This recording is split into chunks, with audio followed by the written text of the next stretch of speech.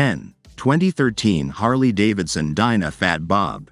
Let's not even fat shame this, but let's face it, Bob isn't exactly the most fascinating name. Don't be fooled by the uninteresting name, though. The Fat Bob is anything but.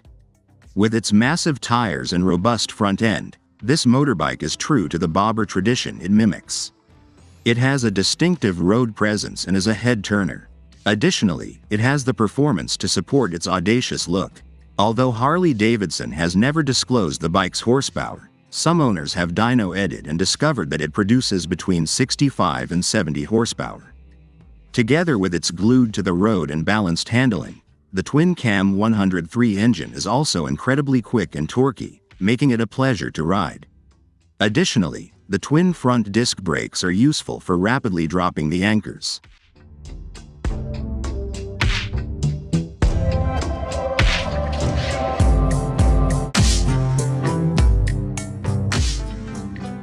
(9) 2018 Harley-Davidson Sportster 48. The famous gasoline tank, which debuted in 1948, is the source of the 48's moniker. Although it gives the bike its unique appearance, the peanut fuel tank is also a drawback.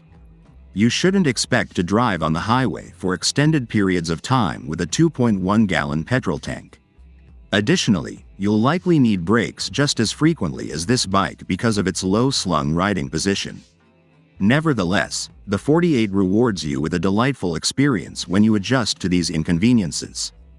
Despite having balloon tires, the Evolution V-twin is surprisingly quick and agile, and it's a pleasure to ride and sounds fantastic. Even while it just produces a few more horses than the Vulcan S, its personality and elegance will win you over.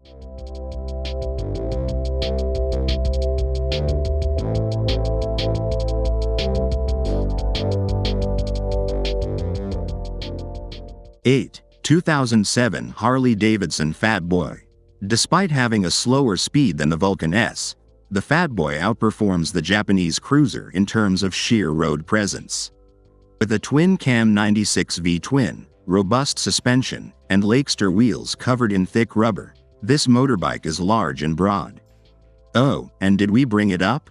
Because to Terminator 2, it is among the most well-known bikes worldwide. Thankfully, its size does not compromise its road etiquette.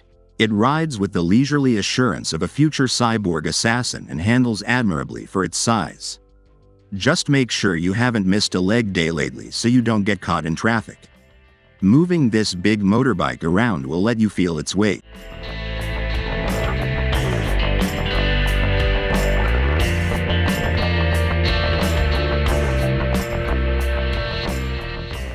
(7) 2010 Harley-Davidson Electra Glide Ultra Classic. The Electra Glide Ultra Classic is the best option if you want to smoke the Vulcan S while traveling in extreme luxury and carrying a week's worth of luggage. In the past, this bike was the best bagger available, and its price tag reflected its size. Because of its weak foundation, the bike has lost value and is currently for sale for a low price. The Ultra Classic has hardwood brakes and is snug and comfy in straight lines, but in the corners it is as noisy as a malfunctioning radio. Simply said, riding this motorbike may be terrifying at times. It only makes sense if you frequently drive on highways, have some extra money to solve the problems, and are searching for an inexpensive full dresser.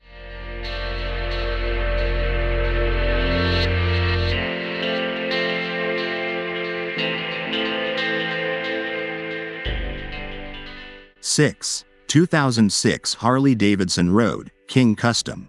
The Road King Custom is what you get when you take the Road King and remove the decorations. The outcome is a stunning, understated bagger with a clean, minimalistic appearance. At this price range, it's undoubtedly one of the most beautiful second-hand cruisers available. However, the Road King Custom is an amazing motorbike that is more than simply aesthetically pleasing. The enormous V-twin generates enough power to cruise the interstate with ease or plod along at slow speeds. Additionally, it is quite comfortable due to its construction on the HD Florida bagger platform. A better handlebar would be the only modification you would want because the custom swept-back handlebar is unpleasant and unusable.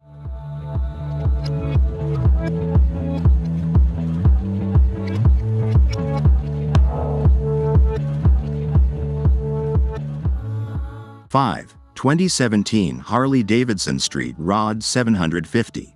The Street 750 ought to have been the Street Rod 750 from the beginning.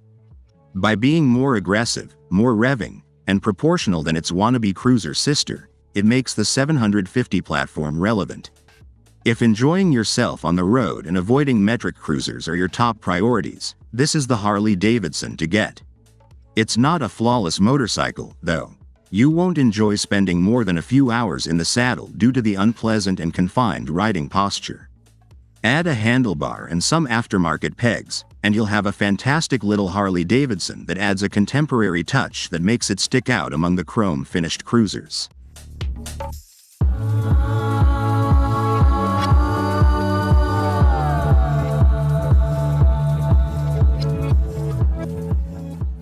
Four. 2012 Harley-Davidson Dyna Switchback. Perhaps the most underappreciated motorbike on this list is the Switchback. With the FLH series front end and the then top-of-the-line twin-cam 103V twin, it was a brief Dyna tourer. It was dubbed the Road Queen because it was configured similarly to the Road King, appealing to riders who didn't want a huge full-suit bagger. This mini tourer's exciting qualities, enough power to maintain sport tourer speeds on the highway while being approachable for novice motorcyclists, are what make it so underappreciated. However, in order to prevent the feared Dyna death wobble, you might want to stay away from models that are not well maintained.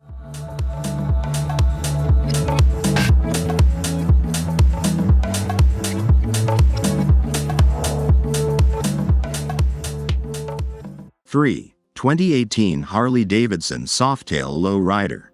The 2018 Softail Low Rider was a surprise from Harley-Davidson when it was first released, but in a good manner. Despite being a more superior motorbike on the road, it kept the features of the original Low Rider. The Milwaukee 8107V twin, which has a linear power delivery and is smooth, was the bike's primary feature. Then it was handled. You could easily indulge in the typical low rider shenanigans since this model featured a stronger frame and more cornering space than its predecessors.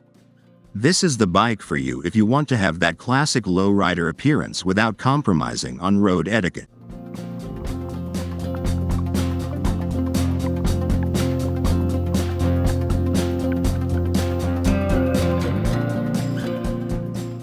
Two. 2005 Harley-Davidson Vrod. Look no farther than the original Vrod if you're only interested in acceleration and straight-line speed. There is nothing like this Harley-Davidson dragster. Its Porsche-designed V-twin, which is developed from the VR1000, generates enough power to make most cruisers, not just the middleweight ones, smoke. Purchase this motorbike for its intimidatingly loud engine rather than for its comfort or riding qualities. It is not the most corner-friendly motorbike due to its relaxed chassis geometry and low-slung dragster design. Furthermore, operating expenses aren't exactly low either. Therefore, consider this power cruiser a weekend toy rather than a daily vehicle.